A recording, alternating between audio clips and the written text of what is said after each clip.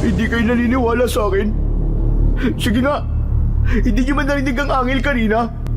Siya yun! Ang aswang na nasa likuran ko kanina, siya ang umangil! Anak naman ng putya, oh. Wala nang katapusang kakauyan to, ah. Ito ba talaga ang labasan ng lugar na to? Parang panibagong panganib na naman ang haharapin natin sa lugar na to, eh.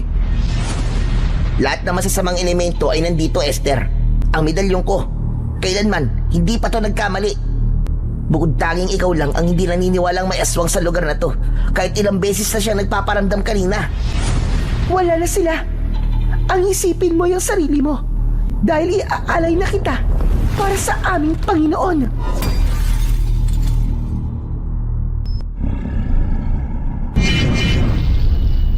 The Voice, Adik. Magandang araw po sa inyo, Sir Blair. Ganon din po sa inyong mga tagapakinig at taga-suporta sa inyong YouTube channel. Ako nga po pala si Fredo, 20 taong gulang at taga Lucena. Gusto ko lamang pong ibahagi sa inyo ang aming naging karanasan ng aking mga kaibigan nung kami ay nag-ride at nag-hiking sa isang bundok sa Kapalonga. Nabalitaan po namin na naghihimala raw po ang simbahan doon. Kaya naman naisipan namin na puntahan ang lugar na yon. Pero mas nanaig po ang kagustuhan kong umakyat sa bundok upang humanap ng halamang gamot para sa aking ina na may sakit. Bukod pa roon, ay sadyang mahilig po talaga ako sa mga adventure. Kaya lang, mayroon pong nangyari sa amin na nagdulot sa akin ng isang karnasang hinding-hindi ko makakalimutan. Ngunit bago ko po simulan ang aking istorya, nais ko lamang pong ipaalam na ang ilang bahagi ng lugar na aming pinuntahan ay sadya kong binago upang mapanatili ang katahimikan at kaligtasan ng lugar na yon. Ang pagkakatulad ng mga pangyayari ay maaaring hindi po sinasadya at wala po yung kaugnayan sa aking karanasan. Nagsimula po ang lahat sa aming paglalakbay. At ito ang aking kwento. Magandang araw po sa inyo, Sir Blair. Ganon din po sa inyong mga tagapakinig at taga-suporta sa inyong YouTube channel. Ako nga po pala, si Fredo. 20 taong gulang na po ako. Taga Lucena. Gusto ko lamang pong ibahagi sa inyo ang aming naging karanasan ng aking mga kaibigan.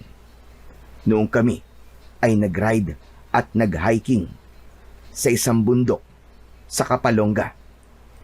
Nabalitaan po namin na naghihimala daw po ang simbahan doon. Kaya naisipan namin na puntahan ang lugar na yon. Pero mas nanaig po ang kagustuhan kong umakyat sa bundok upang humanap ng halamang gamot para sa aking inang may sakit. Bukod pa roon, ay sadyang mahilig po talaga ako sa mga adventure. Kaya lang, meron pong nangyari sa amin na nagdulot sa akin ng isang karanasang hinding-hindi ko makakalimutan. Ngunit bago ko po simulan ang aking istorya, nais ko lamang pong ipaalam na ang ilang mga bahagi ng lugar na aming pinuntahan ay sadya ko pong binago upang mapanatili ang katahimikan at kaligtasan ng lugar na yon. Ang pagkakatulad ng mga pangyayari ay maaaring hindi sinasadya at wala po yung kaugnayan sa aking naging karanasan. Nagsimula po ang lahat sa aming paglalakbay. At ito ang aking kwento. Maaga pa lang ng araw na yon ay abala na kami sa paghahanda. Nagdala kami ng mga damit, bag, lubid at flashlight. Hindi na kami nagdala ng pagkain dahil marami naman kaming madadaanang karinderya sa aming pupuntahan. Ayos naman ang naging biyahe namin sakay ng aming motor. 4 kaming magkakasama At si Esther ang nangunguna sa amin. Dahil ayon sa kanya, ay taga roon siya. Nagbago ang aming pakiramdam nang sumapit na kami sa malaking kuweba. Tama pa bang dinadaanan natin? Eh di ba? Ito naman na nakalagay sa mapa natin. Pasensya na talaga kayo Hindi ko masyadong kabisado ang lugar. Umaasa lang din ako sa mapa na ibinigay ng matandang na pagtanungan natin. Ano ba? Tama lang nga yung kakahingi mo ng pasensya. Hindi naman tayo maliligaw dahil may mapa tayo eh. Kaya lang naman kayo nagkakaganyan ay dahil nakakatakot ang itsura ng kuweba. Tama si Roland. Wala nang atrasan to at wala nang sisiyan. Kaya mabuti pa, pumasok na tayo sa loob. Pasensya na talaga kayo guys. Ang tungkol lang sa kuweban to ang nalalaman ko eh. Ayos na yun. Sige, tara na. Pumasok na tayo. Pagpasok namin sa loob ng kuweba, ay natuwa na ako sa itsura ng pader nito. Nawala ang kaba na nararamdaman ko. Napansin ko na maraming letra ang nakasulat doon na ayon kay Esther ay makasaysayan daw yun dahil doon daw nagtago ang mga rebelding Pilipino na lumaban sa mga Kastila. Dahil sa kanyang mga istorya, mas lalo akong ginanahan na pasukin ng kuweba at alamin pa ang ibang kasaysayan na nangyari sa lugar na yon. Ang galing no? Inaalagaan talaga nila ang lugar na to. Teka.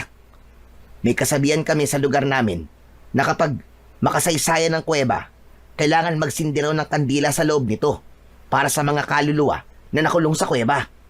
Sus, tumigil ka nga, Roland. Paano ka naman magsisindi ng kandila kung wala ka naman dala, di ba? Hoy, meron akong dala no? Boy Scout yata ako. Sus, nagyabang na naman si Payatot. Hay nako, inggit ka lang tamatsoy. Dahil palagi kang walang daladalang armas at umaasa ka lang sa hingi. Hoy, tama na nga yung asaran yung dalawa. Baka mamaya kung saan pa mapunta ang usapan nyo eh. Hindi ko na napigilan si Roland nang halongkatin niya ang kanyang bag. Mula sa loob ay inilabas niya ang kandila sa kasinindihan at iniligay yon sa sahig ng kuweba. Ako naman ay inabala ko na lang ang aking sarili sa pagtingin-tingin sa paligid. Pagkatapos na maglagay ng kandila si Roland, ay nakita ko na marami pang mga nakaukit na salita sa pader.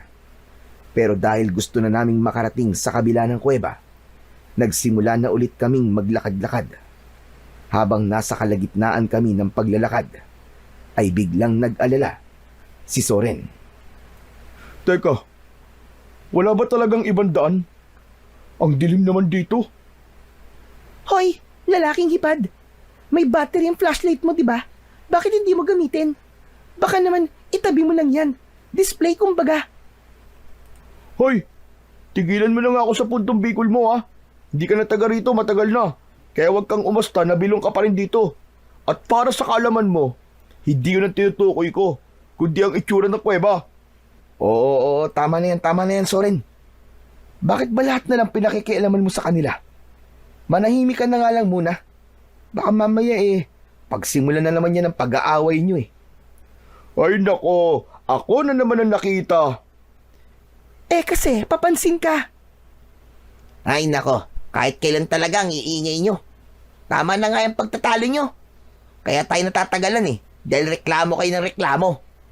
At sa akin lang naman, madilim yung daan Pinahaba niyo pa ang usapan Tsaka, hindi naman yun ang nireklamo ko Hindi lang talaga ako mapalagay sa itsura ng loob ng kuweba. Bakit, natatakot ka ba? Iniisip mo ba? Nakagaya to sa mga napapanood mo tungkol sa masasamang nilalang? Ay nako, Soren. Habang maaga pa, tigil-tigilan mo na yan. Mas lalo ka lang matatakot Hindi ako nag-iisip ng ganung bagay. At sa akin lang naman, baka pwede lang naman nating ikutan. Wala ba talagang ibang daan? Pero, hindi na tayo pwedeng bumalik May paniniwala kasi ang matatanda na kapag pumasok ka na sa sagradong kuweba, hindi ka na maaaring bumalik. Kasi humihigop raw yun ng masasamang enerhiya na sasama sa'yo hanggang sa pag-uwi. Roland, pwede ba? Alam niyo naman na matatakotin ako Kaya konting hinay-hinay naman sa pagsasalita. Soren, sumama ka rito dahil gusto mo at alam mo na nakakatakot ang lugar na pupuntahan natin. Hindi pwedeng kami ang mag-adjust sa'yo, pambira. Dapat matutunan mo rin kung paano maging matapang. Ganito na lang, Soren. Huwag na lang tayo maghiwalay sa paglalakad, okay? Ayos na ba yon? Sige. Basta walang takutan ha. Si Soren ang matatakutin sa aming magkakaibigan. Si Roland naman ay maraming paniniwala sa buhay tungkol sa mga masasamang elemento.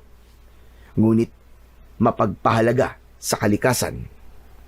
Siya rin ang pinakabata sa aming grupo. Si Esther, tahimik siya, may pagka-misteryosa, pero maalalahanin sa barkada. Siya ang nag-iisang babae sa aming magkakaibigan. Nagkasundo na kaming pasukin ng kuweba habang dala ko ang mapa na nanggaling kay Esther. Pagsapit namin sa loob habang hawak ang flashlight, pakiramdam ko, palalim ng palalim ang pinapasok namin.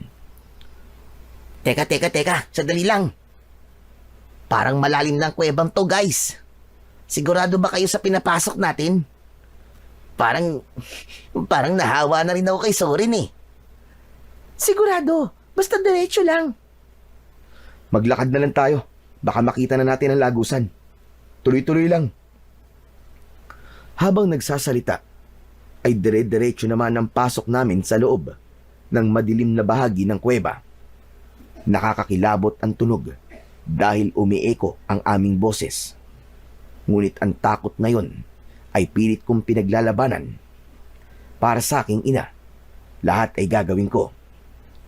Kahit ilang kuweba pa, ang pasukin ko. Sandali. Parang umiinit ang medalyon ko. Ayan ka na naman, Roland eh. Pwede ba? Huwag mo na ituloy kung ano man ang sasabihin mo na yan. Tama si Soren. Makakabuting mag-focus na lang tayo sa daan. Halina kayo. Teka, Fredo. Ano ba talaga ang sadya natin sa lugar na to? Natigilan ako sa tanong ni Roland. Dahil ang totoo, si Esther lang ang nakakaalam sa totoong pakay ko sa gubat na pupuntahan namin. Kaya nang maramdaman ni Esther na hindi ako makasagot sa tanong ni Roland, ay siya na ang nagsalita. Gusto lang talaga ni Fredo ng adventure. Di ba gusto niyo rin naman to? Kaya kayo nandito? Oo nga, pero sa klase ng lugar na to, para bang merong hindi magandang mangyayari sa atin eh. Natatakot ako eh. Tsaka, yun lang ba talaga ang ipinunta natin dito? Oo naman, no. Ano pa ba sa palagay mo ang ibang dahilan? Ay naku, tama na nga yan. Umalis na lang tayo rito. Nagtanong lang naman ako eh. Wala namang masama sa tanong ko ah. Total, may tiwala naman ako sa inyo eh. Siguro naman, walang mangyayaring masama sa atin sa lugar na pupuntahan natin, di ba? Bigla akong nakonsensya sa sinabing yun ni Roland. Hindi ko tuloy maiwasan ang hindi mag-alala. Pagsapit namin sa gitnang bahagi ng kuweba, biglang sabay-sabay na nawala ang liwanag sa ilaw ng aming flashlight. Dahil doon ay nagsimula na kaming matakot. Roland? Esther? Fredo? Asa na kayo? Huwag ka mag-alala, Soren. Nandito lang kami sa tabi mo. Huwag kayong matakot, guys. Sipatin na lang natin ang konting liwanag na makikita natin. Sige, sabay-sabay tayong hahakbang. Dahan-dahan lang. Pero masyadong madilim eh. Wala akong makita eh. Kahit na anong gawin namin pagbukas ng ilaw, ay hindi na gumana ang mga yon. Ang mahalaga na lamang ay mahigpit kong hawak ang mapa. Ako ang nauna sa paglalakad, habang kinakapa ng aking paa ang mabatong saig ng kuweba, habang ang aking mga braso naman ay nakataas. Panay ang wasiwas ng aking mga kamay sa paligid. Fredo, sigurado ka pa ba sa dinadaanan natin? Oo. Hindi ba't ito rin naman ang sinabi sa atin na napagtanungan natin kanina? Tsaka kalma lang. Makakalabas din tayo rito. Diyos ko naman. Huwag na nga kayo magsalita. Kanina pa tumatayo mga balahibo ko sa katawan eh. Awat na, pwede ba? Tahimik na lang. Ako nahihiwagaan na ako sa pagiging matatakotin mo, Zoren. Ano ka ba? Bakla? Bakla ka dyan. Dalawa nga nobya ko eh. Sus, baka palusot mo lang yun, no? Para hindi ka paghinalaan na bading. Habang nag-aasaran, sina Zoren at Esther, ay bigla kaming nakarinig ng malakas na pag-angil sa hulihan ng aming daan. At sa pagkakataong yon, biglang sumindiri ng ilaw ng aming flashlight. Nagulat din kami sa biglang pagsigaw ni Zoren. Aswang! May aswang sa likuran ko!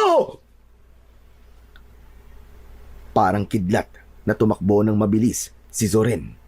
Iniwanan kami at dahil sa nakakatakot na sigaw na yon ng aming kaibigan, natakot na rin kami at sumigaw ng malakas habang tumatakbo pasunod sa kanya. Pagdating namin sa labas ay hindi pa rin tumitigil si Zoren sa kanyang pagsisigaw.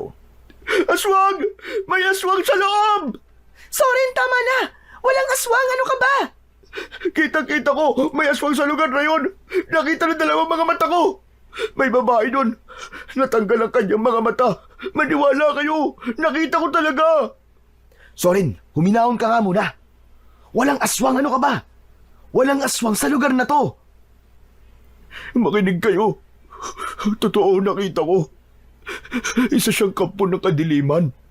Dahil bukod sa kanyang naaagnas na muka, may dalawa rin siyang sungay na kasing haba ng sungay ng kalabaw. Zoren, pwede ba? Tama na. Tinatakot mo lang ang sarili mo eh. Esther, Fredo, maniwala kayo sa akin oh. Mayroon talaga akong nakita. Hindi ako maaaring magkamali. Nasa likod ko siya kanina. At tinawakan niya ang braso ko. Tumahimik ka nga muna. Tama na yan. Pagmasdan niyo ang lugar na to. Tignan niyo ang labas ng kuweba. Saka lang namin naalala na nasa labas na kami ng kuweba. Sabay-sabay namin tinignan ang lugar at tumambad sa aming paningin ang halos pare-parehong sukat ng matataas na puno ng kahoy. Payat na may mga orkidyas na nakadikit sa bawat balat. Madilim rin ang bahagi ng lugar na yun. Ngunit ang mas nakakatakot sa lugar ay ang larawan na nakaukit sa pader ng kuweba. Isang nilalang na ulo ng kalabaw, pero tao ang muka. Nagkatinginan kami ni Esther dahil tugmayon sa itsura na sinasabi sa amin ni Zoren. Si Esther ang bumasag ng aming katahimikan. Alam ko na. Kaya ka nagsasabing may aswang, baka nakita mo lang ang mga larawan na yan. Panakot lang yan sa daga, no? Para hindi nila sirain ang alay ng mga tao na pumupunta sa kuweban to. Tsaka, hindi yan totoong aswang. Iginuhit lang yan talaga sa pader. Hindi kayo naniniwala sa akin? Sige nga, hindi niyo man narinig ang angil kanina? Siya yun. Ang aswang na nasa likuran ko kanina, siya ang umangil. Parang gusto ko na rin maniwala kay Zoren. Pero wala naman talaga akong nakita na nilalang sa likod niya kanina. Kaya hindi ko na napigilan ang hindi magtanong kay Esther. Bilang pagpapanatag ng loob naming lahat. Teka, ano bang klaseng lugar to, Esther? Bakit dito tayo napunta? Di ba ang sabi ng matanda? Ilog ang kabila ng kuweba. Oo nga, pero bakit kakahuyan na nandito? Malayo sa itsura ng mapa. Sinasabi ko sa inyo, may mali talaga sa lugar na to. Pwede ba tumahimik ka muna, Zoren? Pati ako naguguluhan na rin sa'yo eh. Paano kung tatahimik, Fredo? Sige nga. Ikaw ang nagdala sa amin dito, di ba? Kayong dalawa ni Esther na nagplano nito. Tama na nga, Zoren. Huwag muna tayo mag-isip ng kung ano-ano sa lugar na to. Aaminin ko na hindi ko rin alam kung bakit nagkaganito ang lugar na to. Kung ganun, posibleng nagkamali tayo ng lugar na napuntahan. Paano naman ang mapa na to, di ba? Dito lang tayo nagkamali sa lagusan ng kuweba eh. Pero ang lahat ng dinaanan natin bago makarating dito ay tama sa lokasyon nakalagay sa mapa. Baka naman nagkamali tayo ng daan, tol. Isa pa, nabura na ang ibang mga detalye sa mapa, di ba? Kaya hindi pa rin tayo nakasigurado kung tama itong binabagtas natin. Nang mga sandaling yon, ay bumundol na ang kaba sa aking dibdib. Lalo pa at wala kaming ibang nakitang daan. Panay puno ang nakaharang sa aming harapan. Kung ganun bumalik na lang kaya tayo. Hindi nga pwede yung ganun. Anong hindi pwede? Natatakot na ako sa lugar na to Tsaka guys, ano ba? Hindi ba't sinabi ko sa inyo kanina, meron talaga akong nakitang babae. Sinundan niya pa nga ako Bakit ba ayaw niyo maniwala sa akin? Dahil hindi ka panipaniwala. Matatakutin ka Baka ilusyon mo lang ang nakita mo kanina. Namamalikmata ka lang, Soren. Kaya sana tigilan mo na yan. Huwag ka nang dumagdag, please. Ako pa ngayon na huwag dumagdag. Hindi ba't ikaw naman ang dahilan kung bakit tayo nandito sa sitwasyon na to? Pero walang nagpilit sa'yo na sumama sa amin. Pwede ba? Hindi to tamang oras para pag-usapan yan. Huwag na kayo magtalo. Ang kailangan natin ngayon ay makaalis sa lugar na to. Okay na. Ganito na lang. Maglakad pa tayo sa unahan ng lagusang to. Hindi na rin tayo babalik. Kailangan na nating ituloy ito. Tara na. Biglang natahimik ang pangkat namin nang magsimula na kaming maglakad at dumaan sa kakahuyang yun. Halos wala kaming makitang daan, maliban sa mga puno na perpekto ang pagkakatanim. Para bang hindi pa yun napapasok ng mga tao. Ngunit pagsapit namin sa gitna ng kakahuyan, ay napansin namin na merong mga nakasingit na tuyong sanga sa balat ng bawat punong madadaanan namin. Hinawakan ko yun, pero lumapit sa akin si Esther. Ano to? Anong ibig sabihin ng mga sanga ng kahoy? Meron pa dito, Fredo! Siguro mga markers yan ng mga taong unang umakyat sa bundok na to. Kung sa bagay, ginagawa ko rin yun kapag hindi ako sigurado sa lugar. Palatandaan yan para hindi ka maligaw. Ang ibig sabihin, tama ang sinusundan nating daan sa mapa. Baka masyado lang talaga tayo nagpapa-apekto sa mga sinasabi ni Soren Kaya tayo nag-iisip ng kakaiba Saglit kaming tumigil sa paglalakad at inilinga namin ang aming paningin sa paligid. Sinubukan ko na baka meron akong makitang halamang gamot na makapagpapagaling sa sakit ni nanay. Ang sabi ng matanda na napagtanungan kasi namin, ang kakaibang turmeric o luyang dilaw ay may mabisang gamot sa kanser. Ngunit ang turmeric na hinahanap namin ay kadalasan na tumutubo sa gitna ng kagubatan. Tuloy lang tayo, guys. Nandito na rin naman tayo Wala nang atrasan to. Hindi ba't ganito naman talaga ang adventure? Naunang naglakad si Esther. Kasunod, ang dalawa na panay ang hampas ng kahoy sa mga halaman na nadadaanan namin. Samantalang ako naman ay pinagmasdang mabuti ang bawat palatandaan na nakikita ko sa katawan ng bawat puno. Saka ako sumunod sa kanila habang panay ang linga sa paligid. Teka, sandali lang. Kung marker ng mga hiker ang mga nasa sanga na yan, bakit halos lahat ng puno ay merong marker? Oo nga, no? Mukhang hindi marker ang mga yan, Esther. Lumapit si Esther sa mga puno at nag-aalalang napatingin sa aming tatlo. Pasensya na kayo. Hindi rin ako sigurado sa nakikita natin Ano? Ang ibig mo sabihin hindi ka na sigurado sa daan natin? Oo Pasensya na. Lintik na! Yan ang nga ba ang sinasabi ko Bakit hindi mo naman kagad sinabi? Teka. Hindi ba't nanggaling na tayo rito kanina? Kaya nakita na naman natin ang mga palatandaan na yan. Saka lamang namin napansin na tama nga ang sinabi ni Roland.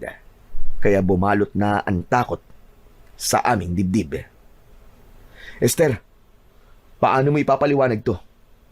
Hindi na tayo sigurado sa lugar na to.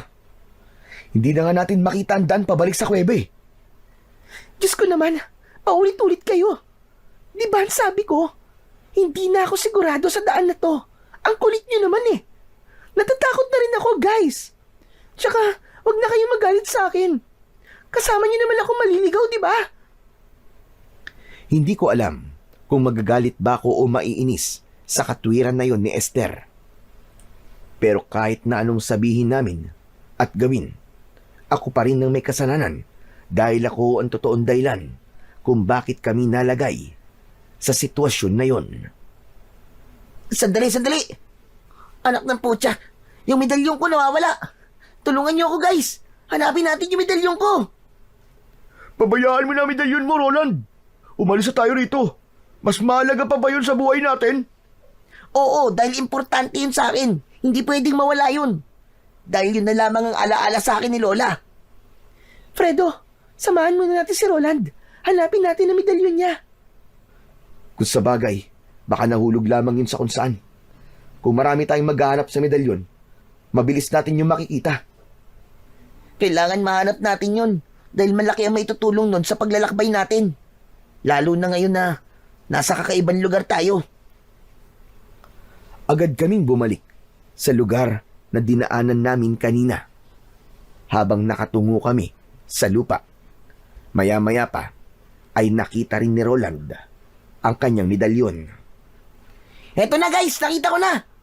Salamat naman. At hindi tuluyang nawala. Lumapit kami sa kanya at nakita namin na naputol ang tali nun. Kaya lang, bigla kaming natigilang lahat nang marinig namin ang huni ng mga langaw sa hindi kalayuan ng aming kinatatayuan. Sinundan namin ng tingin ang pinagkakaguluhan ng mga langaw. Ganun na lamang ang sigaw naming magkakaibigan nang makita namin ang isang naaagnas na bangkay ng tao. Halos wala nang natirang laman na bumabalot sa bungo nito. Nakanganga ang bibig nito. Wasak ang tiyan at may lumalabas na mga uod. Diyos ko! May patay! May patay! Takbo na! Sandali, sandali! Hintayin niyo ako! Hoy! Dahil sa nakita namin, wala na kaming pakialam kahit saan pa kami makarating. Halos banggain naming lahat ang mga halaman na nakaharang sa daraanan namin. Hanggang sa makarating kami sa gilid ng kalsada. Makipot at mabato ang daan na yon. Kahit papano ay nakahinga kami ng maluwag. Kalsada na to, guys. May kalsada na rito. Ibig sabihin, may labasan na to. Makakauwi na tayo. Anong lugar kaya to? Teka, parang wala namang mga bahay na nakatayo rito ah. Sandali, tignan niyo guys. May nakasulat sa kahoy. Ayun oh. Binasan ni Roland ang nakasulat sa signboard na gawa sa tabla, habang kaming lahat ay doon na rin nakatingin. Sitio Maligaya. Pambihirang pangalan naman yan, oo. Anong maligaya ba ang pinagsasasabi ng signboard na yan? Eh, nakakatakot nga ang lugar na to eh. Hindi ko rin alam ang lugar na to. Teka, ayun oh. May bahay sa banda ron.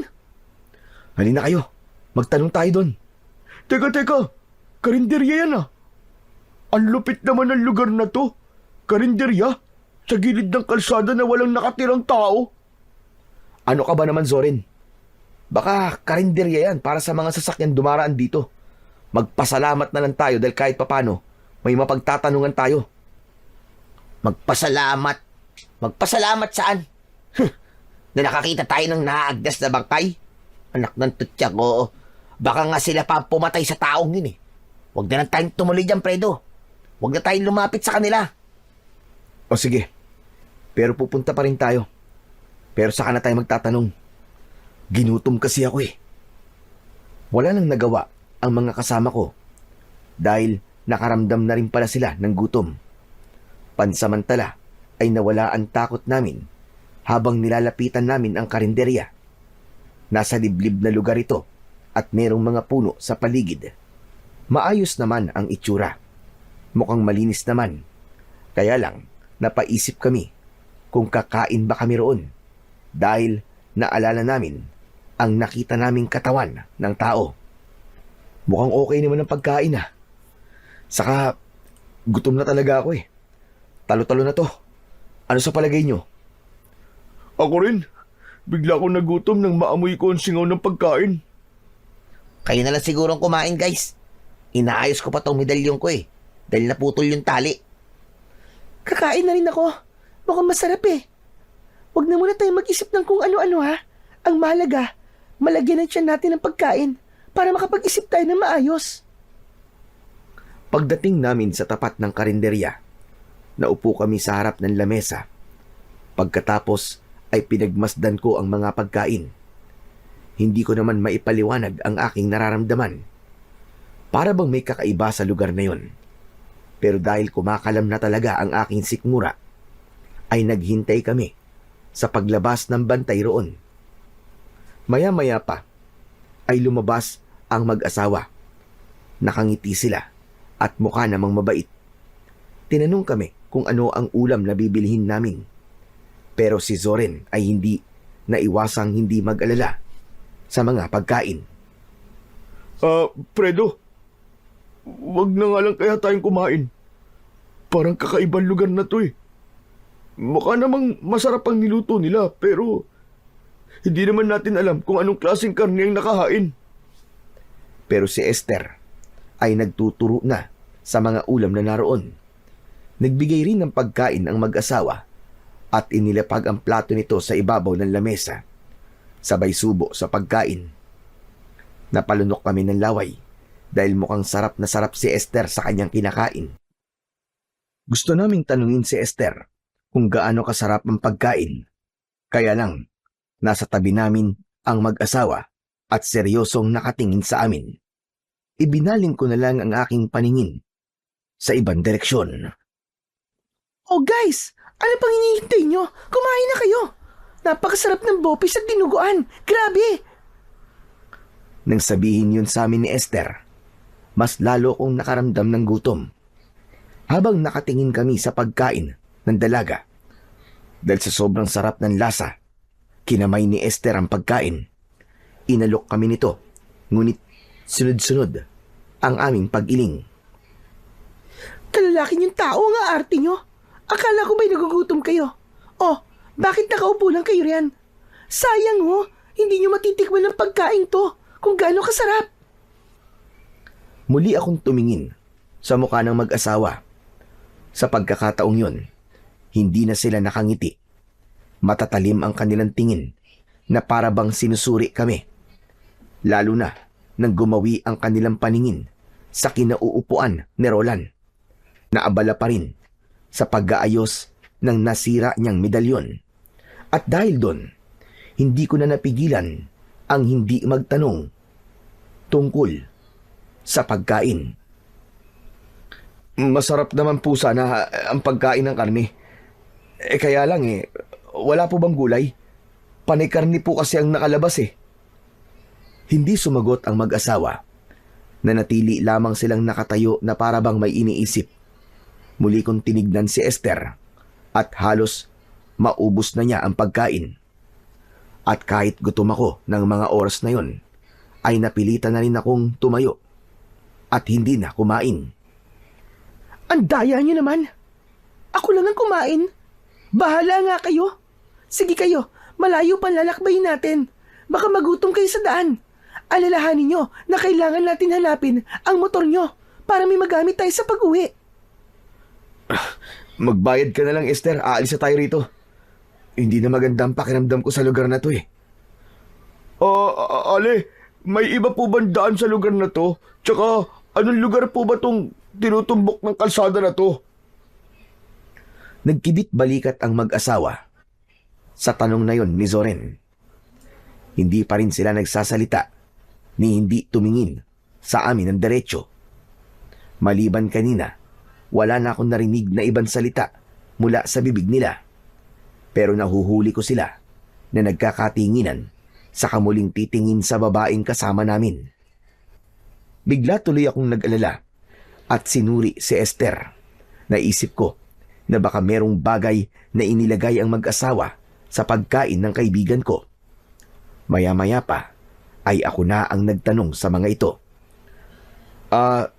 Saan po ba kami maaaring dumaan? Palabas po sa lugar na to. Itinuro ng mag-asawa ang daan sa dulo ng kalsada. Kaya nang matapos sa pagbayad si Esther, ay agad na kaming umalis sa lugar na yon.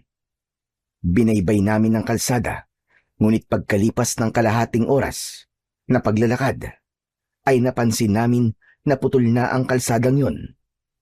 Muling bumungad sa amin ang kakawyan.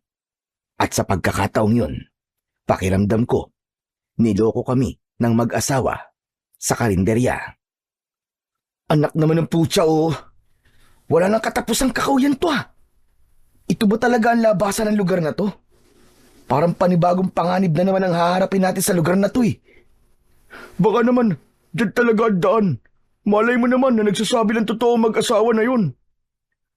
Mukhang ayos naman silang kausap eh. Wala namang masama kung tutuloy tayo, di ba? Tara na. Kailangan natin tawilin ang kakawiyang yan. Nakakapagod na kung babalik pa tayo. Sigurado ka ba, Esther? Hindi ako sigurado. Pero gusto kong subukan. Para makaalis na tayo sa lugar na to. Teka. Bumalik na lang kaya tayo. Ano? Seryoso ka ba, Roland? Hindi na. Kailangan natin sumugal sa daan na to. Mas mahihirapan tayo kapag inabutan tayo ng pagdilim sa daan. Hindi na kami nakatutol sa gusto ni Esther dahil nauna na siyang maglakad papasok sa loob ng kakawyan. Muli kaming pumasok sa gubat habang malakas ang kaba sa aking dibdib. Habang naglalakad kami, ay biglang bumuhos ang malakas na ulan. Dahil doon ay nahirapan kaming makita ang daan kung saan-saan kami nagsususuot ng walang tiyak na pupuntahan. Lagot na! Nabasa na ang mga bag natin! Maghanap na lang tayo ng pwede nating masilungan. Inilinga namin ng paningin sa paligid, ngunit wala kaming nakita roon na pwede naming masilungan. Mas lalong lumakas ang ulan, kaya nahirapan kaming pasukin ang kakawyan. Bukod pa roon, ay madulas at maputik pa ang daan. Maglakad pa tayo, guys. Baka may makita tayong bahay sa lugar na to na pwede nating hingan ng tulong. Wala kaming imikan na sinuong namin ang malakas na ulan. Nagpatuloy kami sa paglalakad hanggang sa makarating kami sa kinaroroonan ng malaking bato. Habang tumatagal ay mas lalo naming nararamdaman ang takot. Aray! Ang talampakan ko! Ang sakit! Oh, napano ka, Roland? Ano nangyari sa'yo? Natinik ako. Naku po, dumugo yata. Bakit kasi dito pa tayo nagpunta eh? Mukhang mas lalo tayong mahihirapan sa daan na to eh. Ayan ka na naman sa pagsisimula na pagtatalunan natin eh. Magdahan-dahan ka na lang kasi sa paglalakad. Eh di ba? Plano niyo naman to. Ang hirap kasi sa inyo eh. Hindi niyo iniisip kung ano ang mangyayari. Basta sugod lang kayo na sugod. Pasensya na. Ako talaga may kasalanan. Huwag mo nang sisihin si Esther, Roland. Huwag kayong mag-alala. Makakauwi rin tayo ng ligtas. Kaya wag na kayong magsisihan.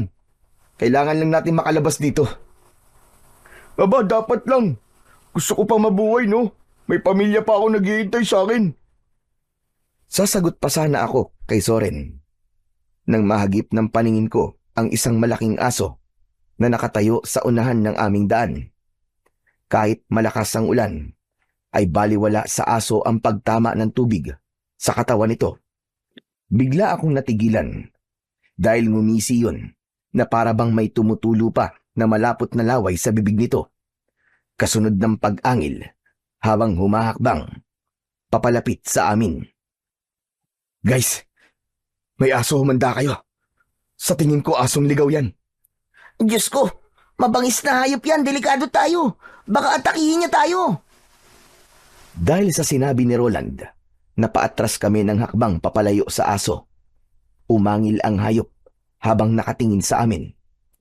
Kasunod, nang mataas niyang pagtalon papunta sa aming kinaroroonan. Inatake niya kami. Malakas kaming napasigaw. Wala kaming inaksayang oras. Tumakbo kami ng mabilis at hindi pinansin ang malakas na ulan. Kahit nakikita namin na hinahabol kami ng asong gubat, hindi kami naghiwalay. Tinahak namin ang daan, papasok pa sa loob ng kakawyan. habang habol namin ang sarili naming hininga. Bilisan yung tumakbo, guys! Lalapain tayo ng hayop na yan! Walang ibang naririnig na salita sa bibig ng mga kasama ko, kundi ang malakas na sigaw ng paghingi ng tulong.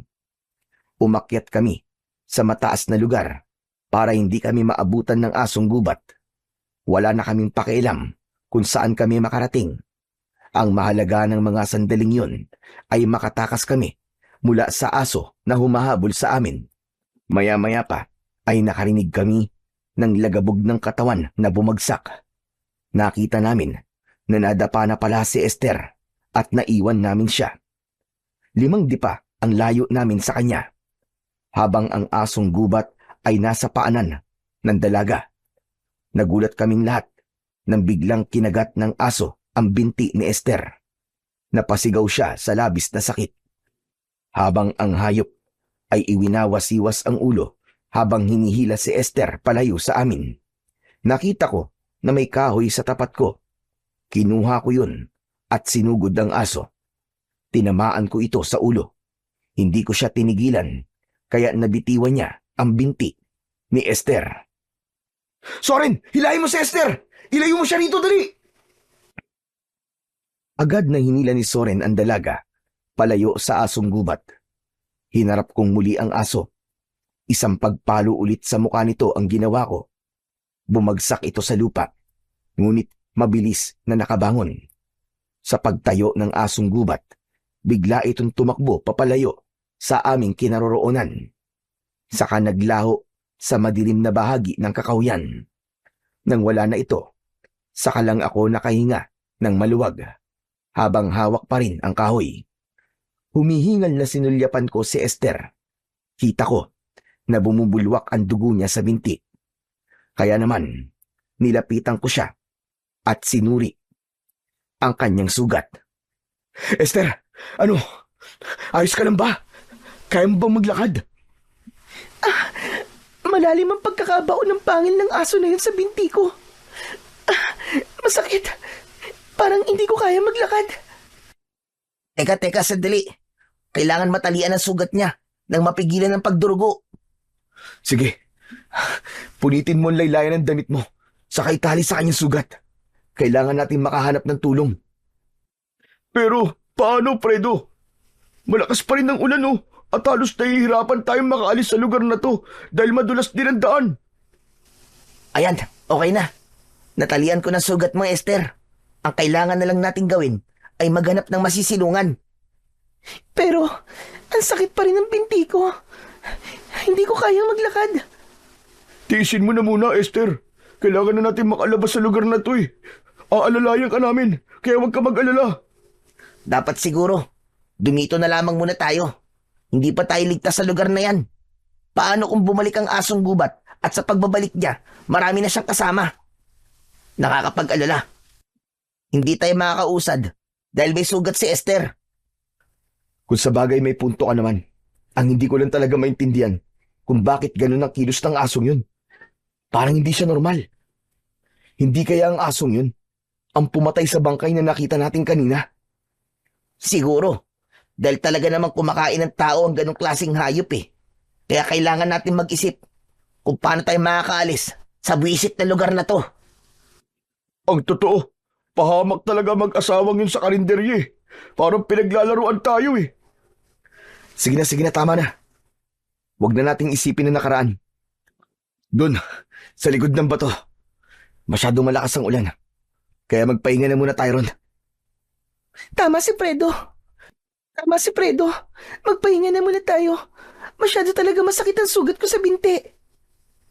Isang malalim na buntong hininga ang pinakawalan ko bago ko ibinaba ang aking bag. Pagkatapos ay nagpahinga kami at sumandal sa likod ng bato.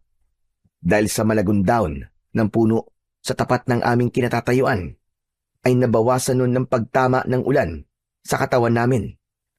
Saka ko lang naramdaman ng pagod. Pagkalipas ng ilang minuto, sa wakas ay tumigil rin ang ulan. Ayos. Tumigil ng ulan. Pwede na ulit tayo maglakad. Sus! Ngayon pa? Gabi na. Madilim ng paligid. Mahihirapan tayo maglakad dito. Kailangan din natin tipidin ang battery ng flashlight natin. Mas mahihirapan tayo kapag wala yun. Dito na lang tayo magpaabot ng umaga. Sinasabi mo bang dito tayo magpapalipas ng gabi? Kung ganun magtitiis tayo ng lamig. Eh ano pa nga ba? May pagpipilian pa ba tayo? Tama si Soren, Fredo. Sa tingin ko, mahihirapan tayo maglakad kung madilim. Magsasalita pa sana ako para magbigay ng komento sa dapat naming gawin. Nang tamaan ng ilaw ng flashlight ko ang tila tao na nakatayo sa likod ng puno. Matagal kong tinitigan yon dahil sinigurado ko kung tama ba ang nakikita ko. Nang biglang gumuhit ang kidlat sa langit, ay tinamaan ng liwanag ang kinaroroonan ng nilalang. Napatayo ako at napasigaw dahil sa takot. Nag-alala naman at napatayo na rin ang mga kasama ko at tumingin sa gawi ng tinutukan ng flashlight ko. May babae sa bahaging yun. Tara na. Umalis na tayo rito. Bilisan nyo. Hindi tayo nag-iisa sa lugar na to. Kasunod ng pagmamadali kong umalis, ay sumigaw na rin si Soren. Takot na takot siya habang natataranta na dinadampot ang mga gamit. Nandito siya. Nakasunod siya sa atin. Yung babae sa kuweba, maniwala kayo. Nasa paligid lang natin siya. Ano ba kayo? Huminahon nga muna kayo. Wala naman akong nakikita eh. Bakit ba kayo nagkakaganyan? Nakita ko, Esther. Kaya tara na. Umalis na tayo rito. Totoong sinasabi ni Soren. May nakasunod sa atin. Halos buhatin namin si Esther. Makaalis lang sa lugar na yon. Sumasabay pa sa amin ang malakas na pagguhit ng kidlat, pati na ang pagdagundong ng kulog sa paligid. Nanginginig kami sa takot. Habang si Roland naman, tahimik siyang nakasunod sa amin habang hawak niya ang medalyon. Panay ang linga niya sa amin at sa paligid. Umaasa kami sa liwanag ng aming flashlight. Nang mga oras na yon, ay nagsisimula na akong magsisi. Lalo na nang makita ang paghihirap ng aking mga kaibigan. Ipinagdasal ko sa Panginoong Diyos na sana ay hindi niya kami pabayaan habang tinatahak namin ang daan at nakaalalay kami kay Esther. Narinig namin ang kaluskos sa paligid, pati na ang pag-angil ng hindi nakikitang nilalang. Halos mabingi kami sa tibok ng aming puso. Maya-maya pa, nagsalita si Roland. Baka sa mukha niya ang takot. Umiinit ang suot ko medalyon. May mga nilalang na nakasunod sa atin. Hindi lang siya nag-iisa. Kailangan natin bilisan, guys. Maghanap tayo ng kahoy na maaari nating gamitin laban sa kanila. Bilisan na natin ang paglalakad, Esther. Tiisin mo muna ang sakit. Hindi tayo maaaring manatili rito. Dahil sa pagmamadali namin at pagtago sa mga kakahuyan, nawala pansamantala ang pag-iinit ng medalyon ni Roland. Indikasyon yun na hindi na kami hinahabol ng nilalang. Kaya nang humantong kami sa isang bahagi ng gubat na merong malawak na damuhan, naisip namin na magpahinga. Ngunit kapansin-pansin na mas marami ang marker na nakadikit sa katawan ng mga puno. Saglit kaming natigilan nang makita ang mataas na puno ng balete. Nakakakilabot ang itsura nito dahil sa mga ugat nito na parabang naging tirahan ng mababangis na hayop. Pero dahil sa kalagayan namin, wala na kaming ibang pagpipilian, kundi ang umasa sa lugar na yon. Mas mapapadali kasi ang pagkilos namin dahil malinis doon. Bukod pa roon, kapag umulan, ay hindi kami basta mababasa.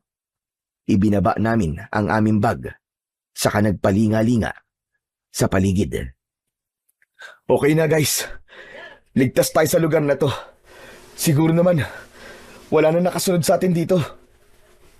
Esther, gusto kong magtapat ka sa amin ng totoo.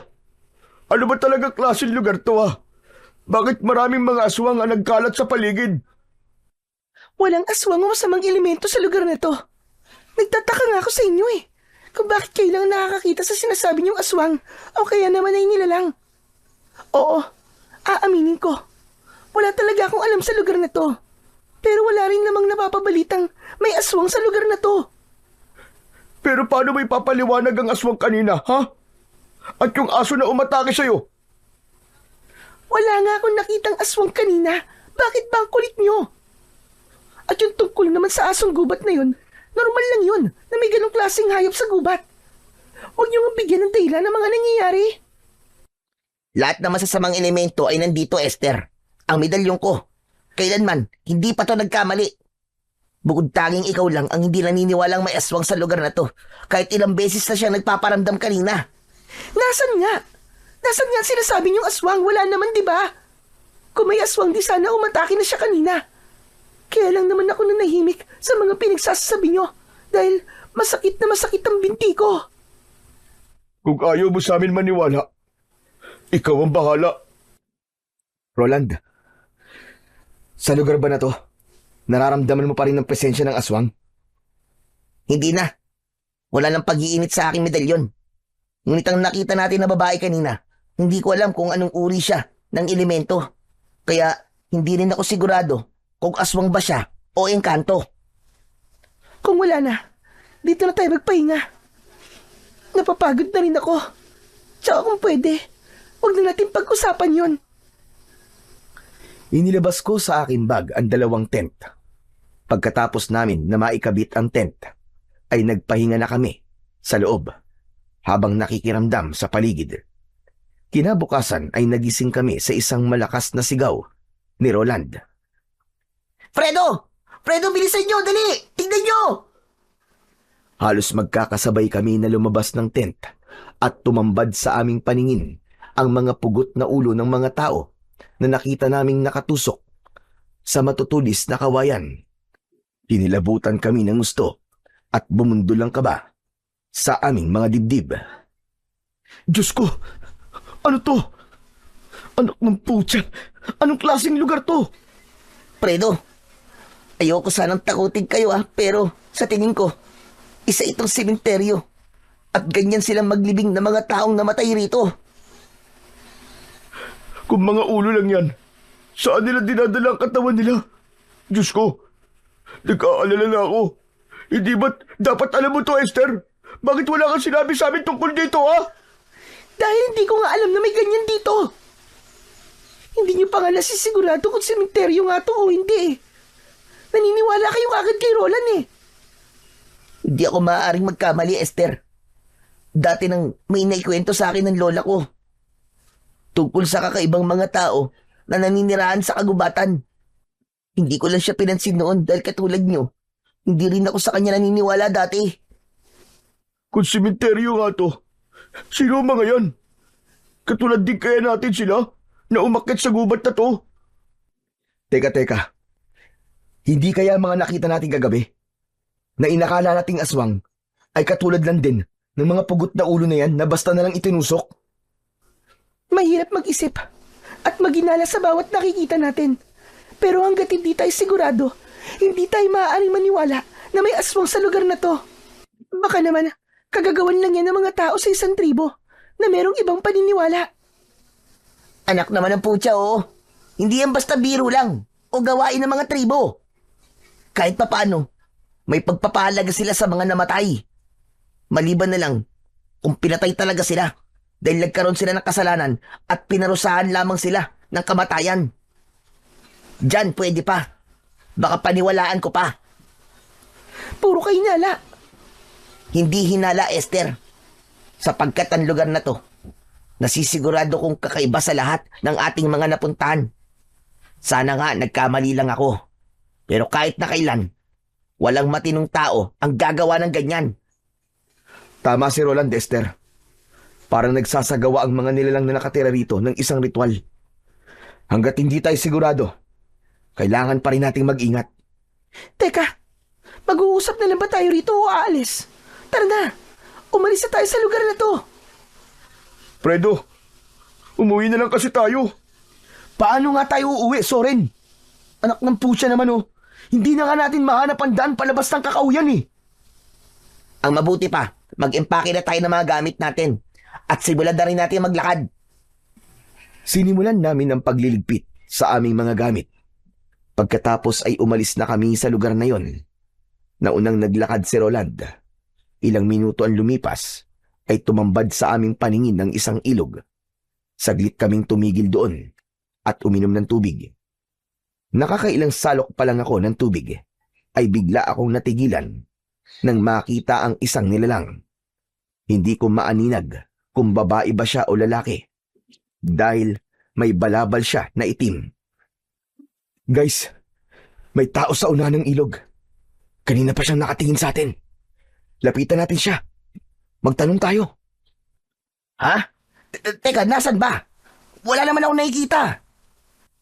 Lahat kami ay napatingin sa una ng ilog. Ngunit wala na ang nilalang na nakita ko roon. Pero nang muling mabaling ang aking atensyon sa tubig, biglang nagkulay pula ang tubig. Napatayo ako dahil sa gulat.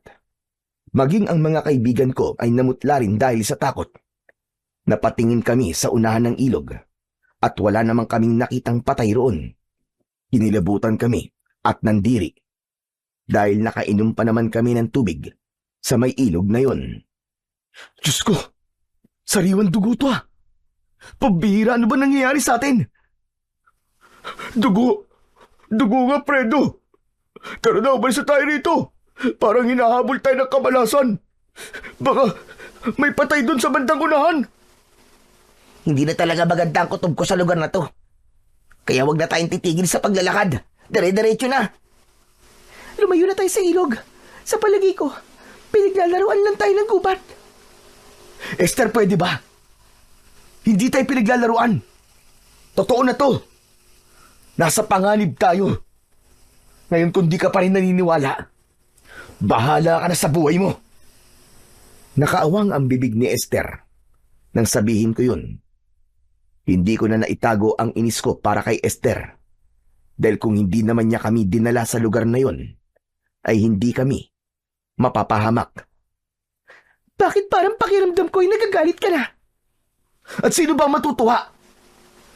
Huwag mo sanang kalimutan kung sino talaga ang nagpresenta ng lugar na to sa akin.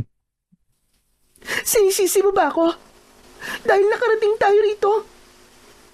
Huwag mo rin sanang kalimutan na may kasalanan ka rin dito, Fredo. Kaya wag lang akong sisisihin mo.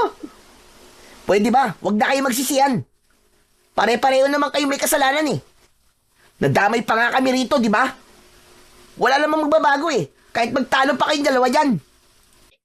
Saka lang ako natigilan at napasuntok sa halaman na nadaanan namin. Nagsimula ulit kaming maglakad na pilit binabaliwala ang itsura ng lugar. Pagkalipas ng ilang sandali, ay humantong na naman kami sa ilog. Ngunit sa pagkakataong yun, ay natigilan na ako. Hindi na ako sigurado sa lugar na pinupuntahan namin dahil ibinalik lang kami kung saan kami nanggaling kanina. Lintik na! Dito rin tayo nanggaling kanina! Oo nga. Diyos ko, paano na to?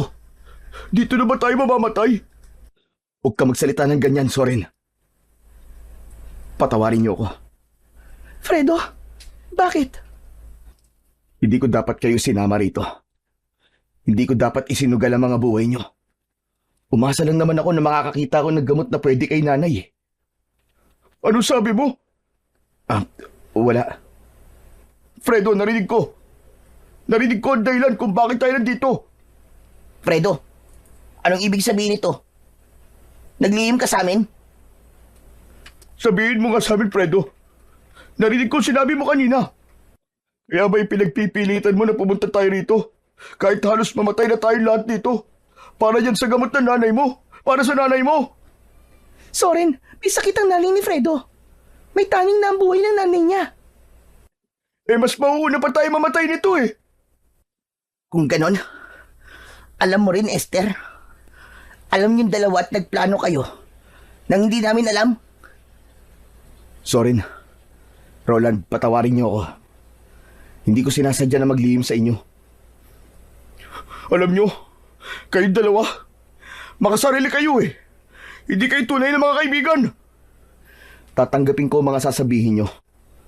Dahil kasalanan ko naman eh. Ngunit para sa nanay ko, gagawin ko ang lahat. Mahanap lamang ang lunas sa sakit niya. Kung mamamatay siya, mamamatay siya. Kahit na anong gawin mo, hindi mo mapipigilan ang kamatayan niya.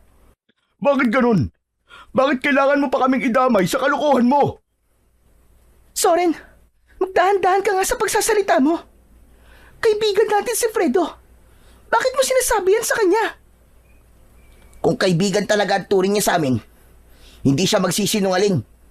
Roland, pati ba naman ikaw? Ano? Ako na naman ang mali. Sige, sabihin niyo nga sa amin. Kaibigan pa ba namin kayo, ha? Alam niyo, pagkatapos talaga ng mga nangyaring to, maghiwa-hiwalay na tayo. Tapos na ang pagiging magkaibigan natin. Pero wala naman akong magagawa eh. Kung yan ang desisyon nyo. Mali ako at inaamin ko yun. Pero kayo lang naman ang inaasahan kong tutulong sa akin eh. Kaya ko to nagawa. Pero mali eh. Dahil sa umpisa pa lang niloko mo na kami. Lalo-lalo ka na, Esther. Magsama kayong dalawa. Total, palagi naman siyang kinakampihan mo eh. Magkasabwat pa kayo.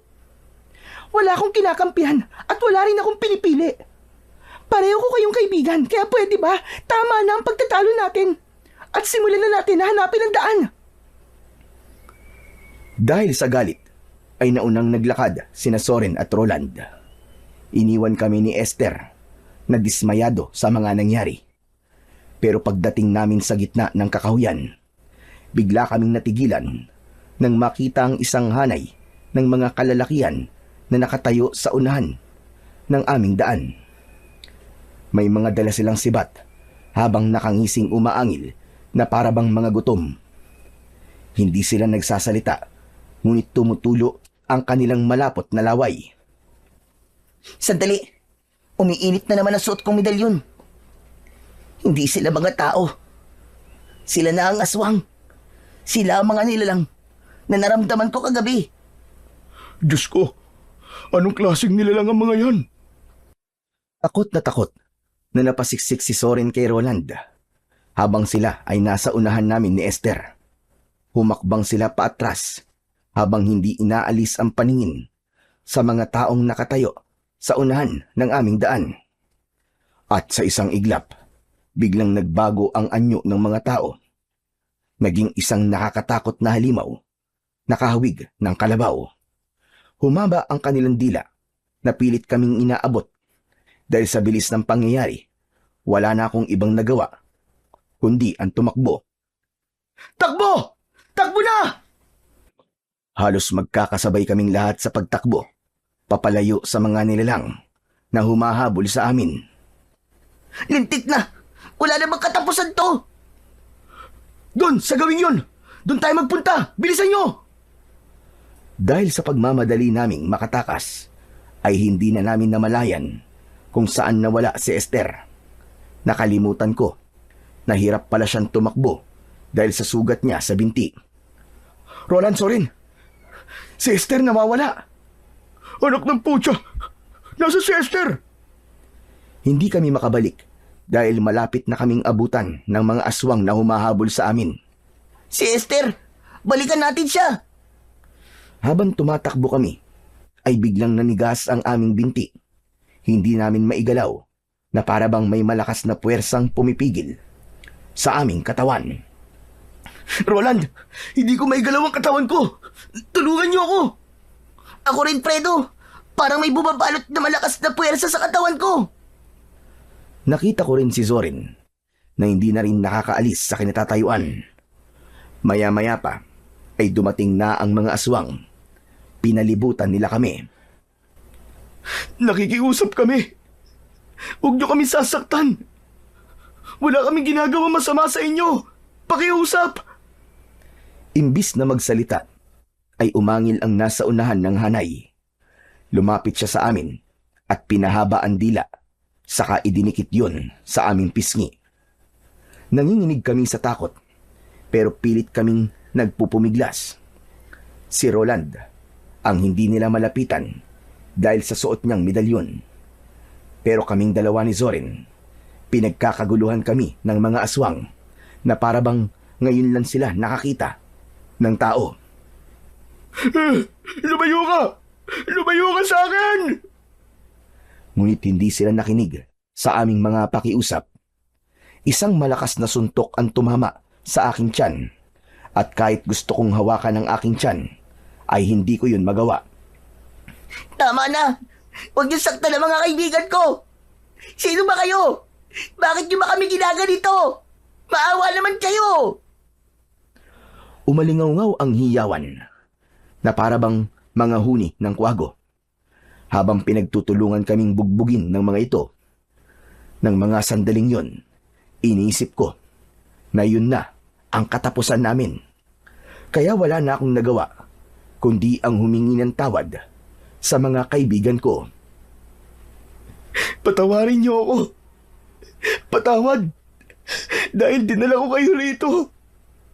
Patawarin niyo ako. Sa muling paglapat ng suntok ng aswang sa aking katawan, ramdam na ramdam ko ang sakit. Maya-maya pa ay biglang nagsalita si Roland.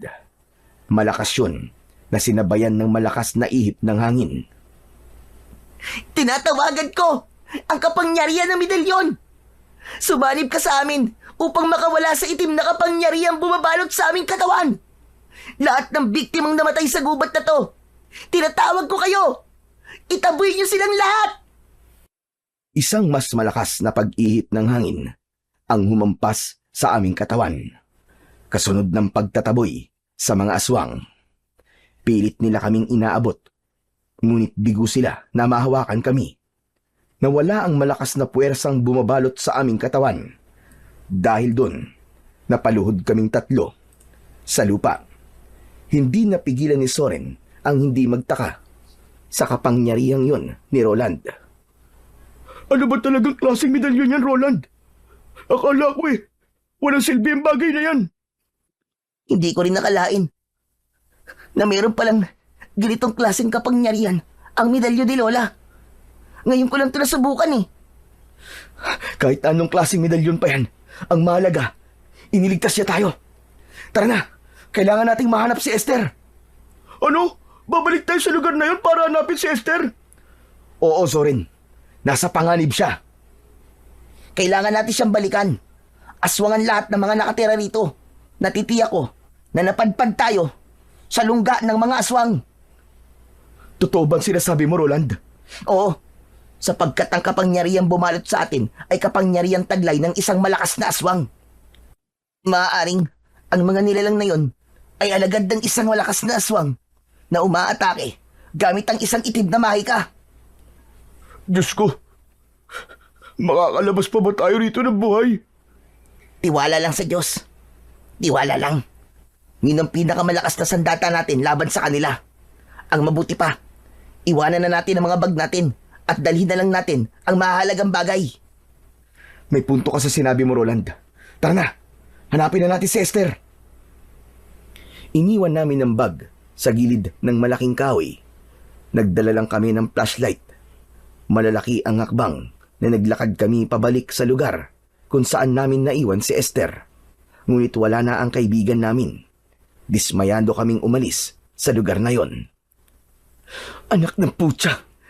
Nawawala na si Esther! Paano na to? Hindi kaya patay na siya? Huwag ka nga magsalita ng ganyan sa kaibigan natin. Pambira ka naman, Soren, oh. Pero nasan nga siya? Nasaan si Esther? Bigla kaming natigilan nang makita ang ilang mga kalalakian na abala sa pag-aasa ng itak. Ang iba nagtutulis ng kahoy. Nag-uusap ang mga ito. Napaatras kami at hindi kagad nakapagsalita. Hindi nila napapansin ang presensya naming tatlo. Sige, tulisan niyo pa mga sibat. Huwag kayong magkakamali. Dahan-dahan ang ginawa naming pag-atras dahil iniisip namin na aswang din sila. Kagaya ng mga nilalang na umatake sa amin kanina. Habang hindi namin inaalis ang paningin sa kanila, nagtago kami sa likod ng isang malapad na puno. Lalapit ako sa kanila. Magbabakasakali ako na matutulungan nila tayo. Hindi ba't sabi ni Roland, baka aswang ang mga yan? Kaya nga magbabakasakali ako, di ba? Kung sa bagay, malay mo naman na mayroong tao pa rin na nakatira dito sa lugar na to. Isa pa, Hindi umiinit ang suot kong medalyon eh. Napasulyap ako sa medalyon ni Roland bago iniwan ng mga ito sa likod ng puno. Maingat akong lumapit habang abala pa rin sila sa kanilang mga ginagawa. Sinilip ko ang 3 lalaki na naghahasa ng dulo ng sibat.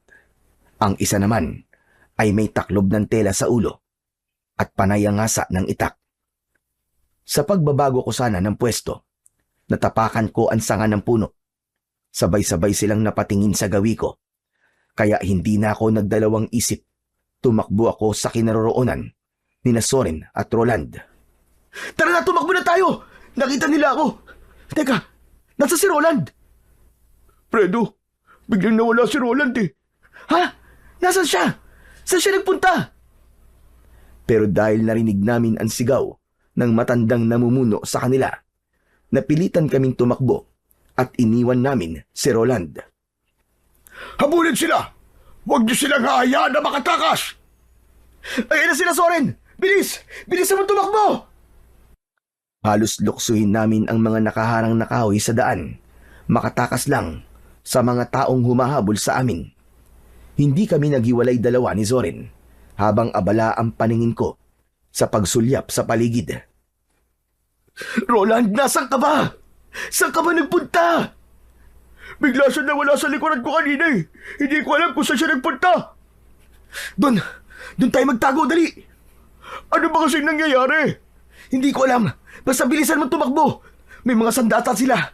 Papatayin nila tayo kapag naabutan nila tayo. Bilisan niyo! Mga kasama! Baka makatakas sila! Yun ang narinig kong sigaw ng matandang nangunguna sa paghabol sa amin. Mas lalo naming binilisan ng pagtakbo. Pero dahil sa mga kahoy na nakaharang sa daan, natisod kami at bumagsak kami sa lupa. Nasugatan ako sa tuhod at si Soren naman, hindi niya ako iniwan. Sige na! Tumakas ka na, Soren! Iwanan mo ako! Iligtas mo ang buhay mo! Hindi! Hindi kita iiwan dito, Fredo! Huli na para tumakbo. Dahil napalibutan na kami ng mga lalaking may dalang sandata. Itinutok nila sa amin ang sibat. Subukan niyong tumakbo. Kung hindi, yun na rin ang magiging katapusan ninyo. Nagkatinginan kaming dalawa ni Zoren. Itinaas namin ang dalawa naming mga kamay bilang pagsuko. Huwag niyo po kami sasaktan. Hindi po kami lalaban sa inyo. Mabilis kaming nilapitan ng mga tauhan ng matanda at sapilitang itinayo. Anong kailangan niyo sa amin? Bitiwan niyo ako! Bitiwan niyo ako! Sige, patayin niyo na lang kami nang matapos na ang paghihirap namin. Sandali nga. Kayo ang nangahas na pumasok sa lugar na to. Maniwala po kayo. Hindi po kami masasamang tao. Akala ko lang po mga aswang kayo kaya ako tumakbo eh. Inilapit kami sa matandang nakatayo. Seryoso ang kanyang muka habang titig na titig sa akin.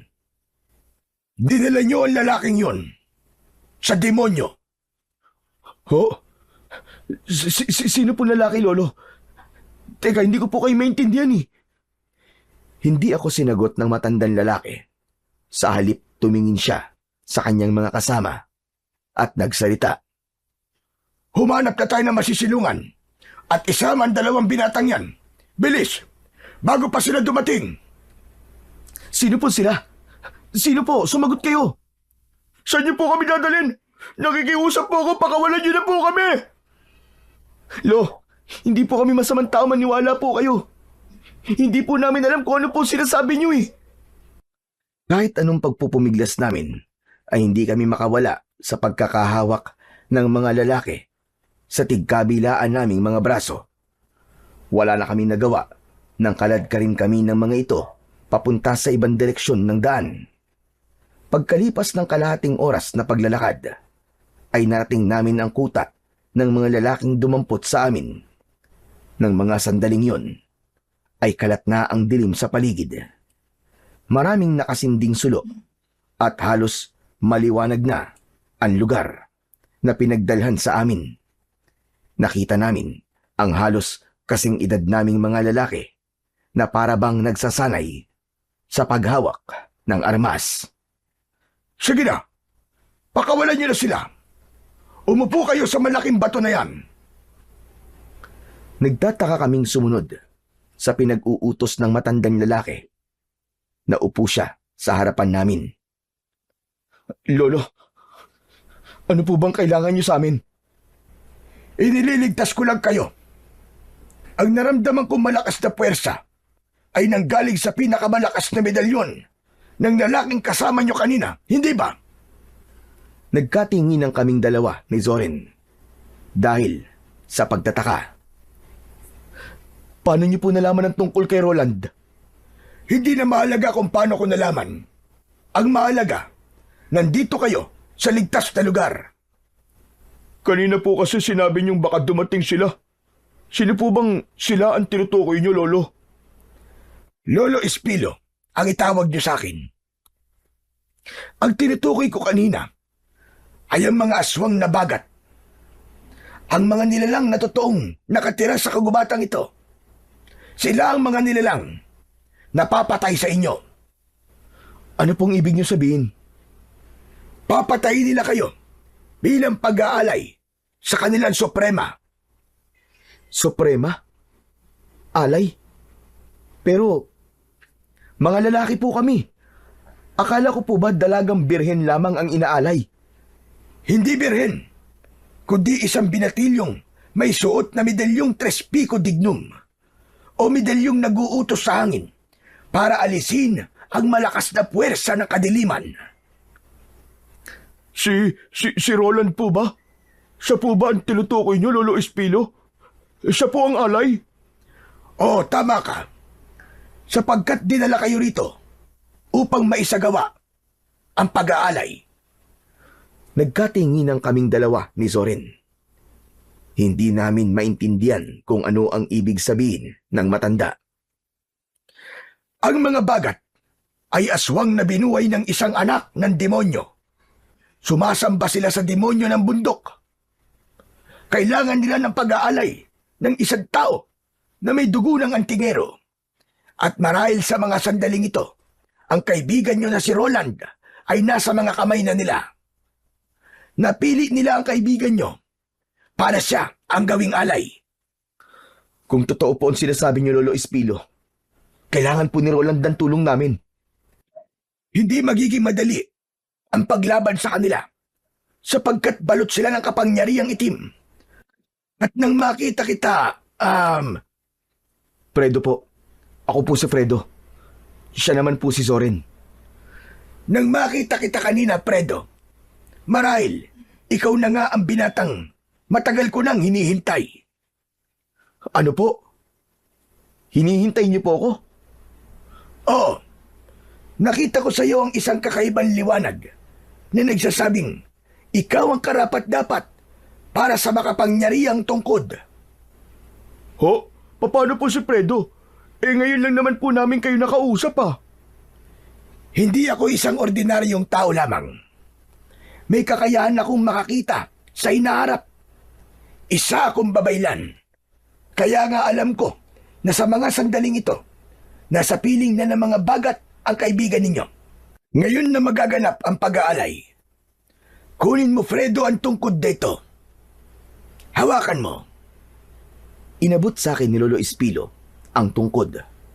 At nang hawakan ko yun, biglang nawala ang sugat ko sa tuhod. Lumiwanag din ang paningin ko na kahit gabi na, ay malinaw kong nakikita ang paligid.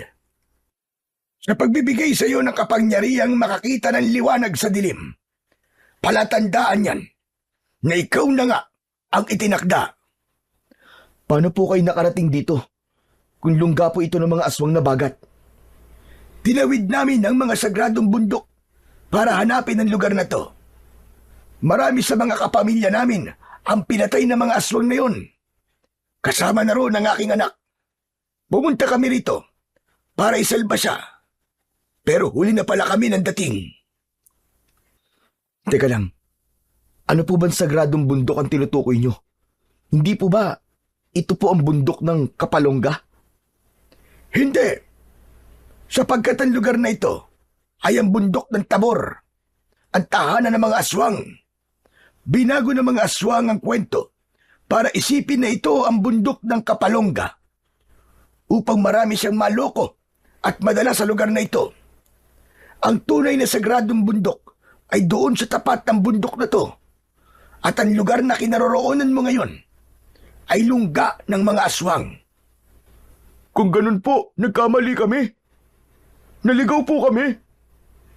Hindi nyo pa rin ba naiintindihan? Sinadya kayong iligaw.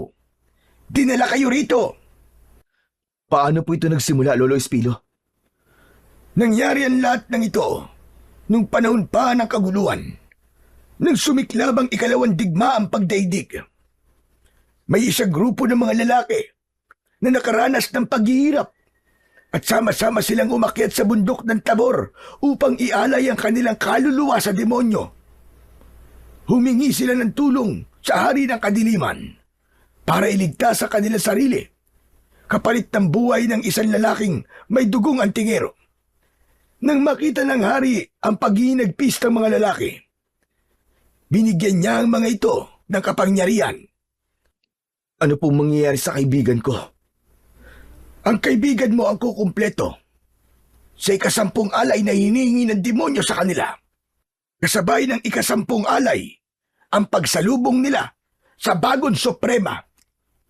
Malakas siya at taglay ang kapangyarihang itim at lalo silang maghahasik ng lagim. Ilang buhay pa ang mawawala at kapag hindi sila napigilan, ilang mga kagaya niyo pa ang mabibiktima para sa paggawa ng panibagong Suprema. Kapag dumating ang bagong Suprema, magiging malakas din ang kapangyarihan ng mga aswang at lalagpas pa ito sa karatig bundok. Tulungan niyo po ako. Iligtas po natin ang kaibigan ko. Maganda kayo. Lulusob na tayo. Ililigtas natin ang kaibigan nila. Ngunit bago ang lahat, mag-alay muna tayo ng huling dasal upang gabayan tayo ng Panginoon sa lakad natin. Sa pagpapatuloy ng aming pag-uusap ni na Lolo Espilo at Zorin, tumayo ang matanda at lumapit sa amin. Nagkamali siya ng taon dinala sa lugar na to, Fredo. Ang babaeng nagdala sa inyo rito ay ang kanilang Suprema. Sinadya niya na madala kayo rito upang gawin ang pag-aalay ng buhay. Siya si Esther, ang babaeng nagdala sa inyo rito. Diyos ko! Isang aswang si Esther! Isang Suprema, ang tagapagpatupad sa pag-aalay. Ang tungkod na hawak mo, Fredo, ang papatay sa kanya. Magagawa mong labanan ng itim niyang kapangyarihan sa oras na magkaharap kayo. Protektahan mo ang alay. Huwag mong hayaan na makuha niya ang kapangyarihan ni Roland. Sasama ho ako. Alam mo ba ang sinasabi mo, binata? Opo. Kahit wala akong kapangyarihan at matatakotin ako, handa po akong iligtas ang kaibigan namin. Kung buo ang loob mo, sige, sumama ka. Pero gusto ko lang malaman mo na matagal na kaming nakikipaglaban sa mga aswang at handa kaming mamatay. Matalo lang sila. Pero hindi namin kaya na may mamamatay ng dahil sa amin. Ikaw, handa ka ba? Opo, handa po ako. Alam ko na iniisip niyo po na hindi ko kaya, na wala po akong armas, na wala akong alam. Alam ko lang po, ay hindi ko kaya mabuhay na palagi na lamang natatakot. Kaya sasama po ako. Handa po ako mamatay para sa kaibigan ko. Ako rin po, Lolo Espilo. May sandata man o wala, ililigtas ko si Roland. Kung ganon, tara na. Magmadali kayo. Isang pangkat kami na lumusob sa lungga ng mga aswang, dalaan tungkod. Si Zori naman, binigyan siya ng sibat ni Lolo Espilo. Pagkalipas ng ilang minuto, narating namin ang lugar na pagdadausan ng ritual. Nagulat kami dahil doon kami natulog sa lugar na yon, sa harap ng balete. At mula sa aming pinagtataguan, kitang-kita namin ang mga aswang na bagat. Sumasayaw sila sa harap ng nakataling si Roland. Si Esther nakita namin. Ipinapasa sa kanya ang koronang gawa sa sanga ng kahoy at sa dulo nun ay merong nakatusok na mga bungo ng sanggol. Hindi napigilan ni Soren ang hindi magalit kay Esther. Traidor siya, Fredo. Traidor siya. Kampong pala siya ni Satanas. Pagmasdan nyo kung ano ang ginagawa nila. Bakit hindi pa tayo sumugod sa kanila, Lolo Espilo? Dahil hindi pa sila kompleto. Maghintay kayo dahil magpapakita sa lugar na yan ang hari at reyna nila. Matyaga kaming naghintay sa pagdating ng hari at reyna. Maya-maya pa ay nanlaki ang aking mga mata nang mula sa sulok ng kakawyan ay dumating ang mag-asawa. Anak ng... Teka, Fredo. Hindi ba't sila yun? Yung mag-asawa sa karinderya? Pambihira! Muntik na tayo kumain ng lutong ulam nila. Kung nakakain kayo ng pagkain na itinitinda nila, marahil may hawa na kayo ng aswang. Nagtiwala po kasi kami kay Esther eh. Inatake pa siya ng aso kanina. Talagang paniwalang paniwala kami na nasa panganib siya. Natural, para mahulog kayo sa bitag niya. Habang tahimik naming pinapanood ang pagsasagawa nila ng ritual, nagising si Roland. Hinilinga-linga niya ang paningin sa paligid. Esther! Hayop ka! Pakawalan mo ako rito! Nasaan ako? Nasaan ako, Esther? Sumagot ka! Lumapit si Esther sa kinaroroonan ni Roland. Sa pagkakataong yun, kakaiba na ang mga mata ng dalaga. Esther, ano to? Bakit mo to ginagawa? Katungkulan ko to. Ang magdala ng mga alay sa gubat na to. Ang kunin ng loob nyo. Para sa kapangyarihan ko. Hayop ka! Itinuring ka namin na kaibigan at higit pa sa kapatid. Paano mo nagawa sa amin to? Traidor ka! Kasalanan nyo. Kung madali kayong magtiwala. Ha! Wala kayo. Madali kayong mauto. Ang ibig mo sabihin ay nagkunwari ka lang. Arte mo lang ang lahat ng yun. Napakasama mo. Masahol ka pa sa demonyo. Kung ako lang ang kailangan mo, sana ako na lang. Hindi mo na sana dinamay pa ang mga kaibigan ko. Sino ba nagpilit na sumama rito, di ba? Si Fredo? Bakit hindi ko siya idadamay? Sa kagustuhan niya makakuha ng halamang gamot para sa nanay niya. Hindi ba't isinama niya kayo rito? Kaya, bakit ka sa akin nagagalit, ha? Pero bakit ako? Bakit ako?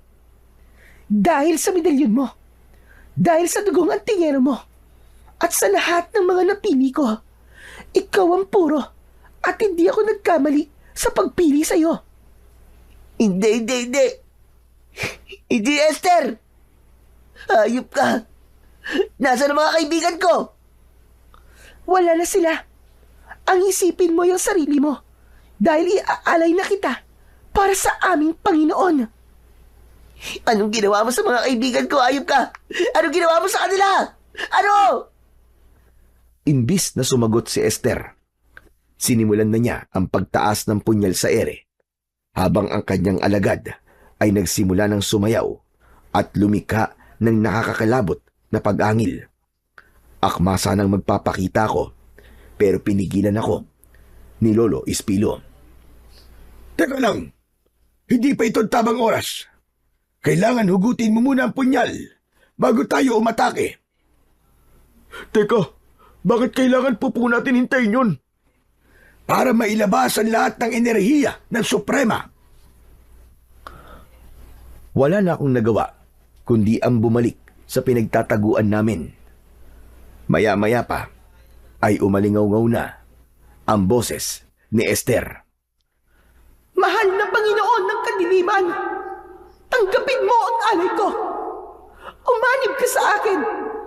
Bigyan mo kami ng lakas at kasaganaan. Ang lahat ng alagad ni Esther, pati ang mag-asawang naroroon, nagsimulang yumuko at tumayo habang nakapikit. Lumitaw ang kulay itim na usok sa paligid ni Esther. Kasunod, ang pagbabagong anyo niya. Mula sa pagiging tao, lumitaw ang 2 sungay niya sa ulo. Humaba ang mga kuko. Tumubo ang mga pangil sa bibig at naging kulay pula ang mga mata. Sa isang iglap ay naging aswang na bagat si Esther. Nanlalaki ang mga mata ko dahil nakita namin ang nakakatakot na anyo ni Esther. Habang nakataas pa rin ang punyal sa ere. Ganap na ang kapangyarihang bumalot sa aking katawan. Sisimulan ko na ang pag-aalay sa iyo, mahal na Panginoon. Naghanda kami sa pag-atake habang hinihintay ang paghugot sa kaluban ng punyal. Magsipaganda kayo! Aatake na tayo! Kasabay ng pag-angil ni Esther, hinugot nito ang punyal pagkatapos ay lalapit sana kay Roland. Ngunit lumabas sa dibdib niya ang dulo ng sibat. Mula yon sa likod at tumagos sa dibdib ni Esther. Si Soren ang sumaksak kay Esther. Hanapin ang hayop na gumawa nito sa akin! Magsikalat kayo! Mula sa aking kinaroroonan, kita ko na hinugot ni Esther ang sibat na ginawa ni Soren. At sa pagkakataong yun, sumugod na ako sa kalaban. Ako ang harapin mo, Esther! Tapos na ang pagpapanggap mo! Buhay pa kayo! Hindi kayo namatay! Hindi kami namatay dahil nakaligtas kami. Pero ngayong gabi, sisiguraduhin ko na ikaw ang mamamatay, hayop ka! Yun ay kung kaya mo! Sinugod ako ni Esther. Inatake niya ako ng hawak niyang punyal. Ngunit naiwasan ko yon. Hinampas ko siya ng hawak ng tungkod. Napaatras siya at natigilan. Mga alagad ko! Patayin niyo silang lahat! Umatras si Esther. At ang pumalit sa kanya ay ang mga alagad niya na aswang. Umatake sa akin ang 2 aswang. Halinhinan ang ginawa nilang pagkalmot sa akin. Pero agad ko yun naiwasan. Gumanti ako sa kanila ng hampas ng tungkod at nang tamaan ko sa balikat ang isa sa kanila. Napaluhod ang aswang at kita ko na nadurog ang kanyang buto. Sa huling palo, natanggal ko ang ulo ng aswang at nasunog. Ganon din ang ginawa ko sa isa pang aswang. Nang mapatay ko ang mga aswang bagat, nakita ko na hawak ni Esther sa leeg, si Roland. Sige! Ituloy niyo ang pagpatay sa mga alagad ko! Tignan ko lang kung hindi ko laslasin ang leeg ng kaibigan mo! Tumigil kaming lahat sa pag-atake. Ngunit si Zorin, nagawa niyang kumilos sa kabila. Hindi halos ako humihinga habang pinanonood siya kung paanong dahan-dahan lumalapit kay Esther. Nang makahanap ng tiyempo, agad na sinunggaban ni Soren ang braso ni Esther at nagpambuno ang 2. Fredo! Tulungan mo si Soren! Ako na ang bahala kay Roland! Tumakbo ako kay Lolo Espilo. Bumuelo ako. Pinalo ko ng malakas ang ulo ng suprema ng mga aswang. Bumagsak siya sa lupa. Kasama si Soren. Napasigaw ako nang makitang bumaon ang punyal sa braso ni Soren. Soren! Lumayo ka na sa kanya! Dalihan mo! Kasunod ng pagtalon ko ng mataas, ang pagbagsak ko sa lupa at tumama ang tungkod sa ulo ng aswang. Sumuka ng dugo si Esther, pero gumanti siya sa akin ng kalmot at suntok sa muka. Nasugatan ako, kaya napaatras ako papalayo sa kanya. Maya-maya pa, ginamit niya sa amin ang itim na kapangyarihan niya. Pamilyar sa amin ang puwersang bumalot sa aming katawan. Hindi kami makagalaw. Siguro naman, natatandaan niyo kung ano ang ginawa ko sa inyo. Hayop ka! Ikaw pala ang gumawa nun sa amin! Magbabayad ka talaga! Mayanggana ng kasamaan mo, Esther! Tandaan mo yan! Mayanggana ng lahat ng kasamaan mo! Napansin ko ang lahat ng mga kasama namin ay hindi makagalaw. Nagkatamaan kami ng mata ni Roland. Alam niya kung ano ang ibig kong sabihin. Lumapit sa akin si Esther. Balak niyang kunin ang tungkod ko. Ngunit napaso siya. Inulit niyang hawakan ang tungkod. Ngunit sa pagkakataong yun, dumikit ang kanyang kamay sa tungkod ko. Roland! Gawin mo na! Utusan mo ang medalyon! Sa bisa ng aking medalyon, espiritu at ng hangin, tanggalin sa aming lahat ang kapangyarihang itim na bumabalot sa amin. Lumakas bigla ang ihip ng hangin. Namatay ang mga apoy. Natira lang ay ang siga sa gitna. Sinabayan ko naman yon ng pagtawag sa bisa ng tungkod. At sa bisa ng kapangyarihan ng tungkod, sunugin ang katawan ng nilalang na ito! Nagkikikisay ang katawan ni Esther. Maging ang natitirang mga aswang na naroroon, nawala rin ng puwersang pumipigil sa aming katawan. Kanya-kanyang dampot ng sibat ang mga tao at sinaksak nila ang mga aswang. Bumagsak ang mga ito sa lupa habang nagkikikisay at bumubula ang bibig. Hindi kayo magtatagumpay! Hindi kayo magtatagumpay! Ang masasamang nilalang na kagaya mo, ang hindi magtatagumpay! Magsama-sama na kayo ng mga kapwa mo demonyo sa impyerno! Ngunit sinubukan ng magulang ni Esther na pigilan ako. Ngunit malakas kong ipinalo ang tungkod sa katawan nila. Isinunod ko si Esther. Nasunog siya. Yumanig ang buong paligid. Gumuho ang puno na pinagtalian kay Roland at ganun na lang ang panlalaki ng aming mga mata nang lumabas mula sa puno ang malaking aswang na bagat. Huwag kayong matakot! Lalabanan natin siya! Sama-sama kaming pumwesto sa harapan ng malaking aswang. Sabay naming itinaas ni Roland ang sandata namin. Sa isang iglap, nagkaroon ng apoy ang sandata namin at inatake namin ang malaking aswang. Tumama ang aking tungkod sa tuhod nito. Napaluhod siya sa lupa at lumikha pa yon ng pagyanig. Ang medalyon naman ni Roland, itinapat niya sa ulo nito. At ang pinakahuli, ginamit ni Zoren ang punyal ni Esther. Nilaslas niya ang leeg ng malaking aswang. Bumagsak ito sa lupa hanggang sa masunog ang katawan nito at maging abo. Sa awa ng Diyos, tuluyan na nating nabura ang lahi ng mga aswang na yun sa mundong ito.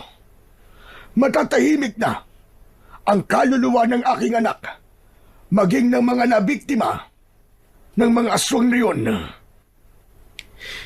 Maraming salamat po sa tulong niyo sa amin, Lolo Espilo. Hindi po namin kayo makakalimutan. Ako naman ay nagpapasalamat sa inyong lahat.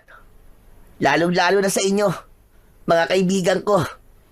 Soren, Fredo, kundi dahil sa inyo, baka patay na ako ngayon. Pero totoo niyan, ako talaga nagligtas sa'yo, Roland eh. Di ba nakita mo, umikot pa nga ako sa likod ng puno. Nilabanan ko nga, pati takot ko eh. Ang galing ko, di ba? Oo na. Salamat. Ang kulit mo. Sabay gulo ni Roland sa buhok ng kaibigan namin na si Zoren. Hindi rin ako makapaniwala na magagawa ni Zoren ang bagay na yon dahil siya talaga ang matatakutin. Tama ang sinabi niya. Nilabanan niya ang sariling takot para sa amin na mga kaibigan niya. Dahil sa pagmamahal niya sa amin. Mas nanaig ang kanyang kagustuhan na mailigtas si Roland. Bueno, natapos na ang pag-aasik nila ng lagim. Pero matanong ko nga muna kayo, ano ba talaga ang dahilan at napadpad kayo sa lugar na ito? Ang totoo po niyan, Lolo Espilo nagpunta po kami rito para po sa turmeric na gamot kay nanay upang mapigilan po ang pagkalat ng kanser sa katawan niya. May taning na po kasi ang buhay ng nanay ko. Aba, meron akong tanim na mga luya na makatutulong upang mapigilan ang pagkalat ng kanser ng iyong ina. Pero kahit uminom siya nun, iba pa rin talaga ang may pananalig ka sa Panginoong Diyos. Tama po kayo. Tanging ang Diyos lamang po ang magpapasya sa buhay natin. Teka, sumama kayo sa akin para magamot na rin natin ang mga sugat nyo at bibigyan ko kayo ng mga halaman na luya. Itanim nyo sa lugar nyo. Ibabalik ko na rin po itong tungkod nyo, Lolo Espilo. Aba, hindi na kailangan. Itusok mo lang yan sa lupa dahil hindi na yan magagamit kahit kailan. Wala na yung bisa dahil patay na ang mga aswang na bagat. Itinusok ko ang tungkod sa lupa at nasaksiyan ko ang pagbabago ng itsura nito. Naging bulok na kahoy ito at naglaho ang presensyang nararamdaman ko. Pagkatapos naming mag-usap, ay umalis na kami sa lugar na yon. Bumalik kami sa kuta ni na Lolo Espilo at ng mga tauhan niya. Nakita naming magkakaibigan ang mga halaman na luyang dilaw, saka ibinigay sa amin upang itanim. Pagkatapos, nagpaalam na rin kami sa kanila. Itinuro niya sa amin ang tamang daan pabalik sa kuweba. At ngayon, nasa labas na kami ng kuweba, ay natanaw namin ang motor namin na nakaparada sa gilid ng kalsada. Simula ngayon, hindi na tayo pupunta sa mga lugar na hindi natin kabisado. Aba, mahirap na. Ay nako, ngayon lang ako naging masaya ng ganito sa tanang buhay ko ah. Grabe, ang dami ko natutunan sa mga nangyari sa atin sa lugar na to. At may naiuwi pa tayong gamot. Samantalang, ang dami naman ito sa amin eh. Ano? Teka, ano sabi mo? Hindi naman kasi kayo nagtatanong eh. Hindi na sana tayo nagpunta rito para sa gamot na to. Pambihira na yan, oo. Yan ang napapala na naglilihim sa kaibigan. Aba. Parang may hugot ka pa rin ah. Pagkatapos ng lahat, hanggang ngayon ganyan ka pa rin. Masama pa rin yata ang loob mo sa akin ah. Hindi naman. Sinasabi ko lang, kung naging tapat ka lang sana sa amin, hindi na sana tayo umabot pa sa ganito at muntik mapahamak. Di bale, may maganda rin naman nangyari sa Oren eh. Dahil nalaman natin na traidor si Esther. Biruin nyo, 1 taon natin siyang nakasama, aswang pala ang dinapurak ng lintik na yon, suprema pa. Tsaka alam nyo kung ano pa yon?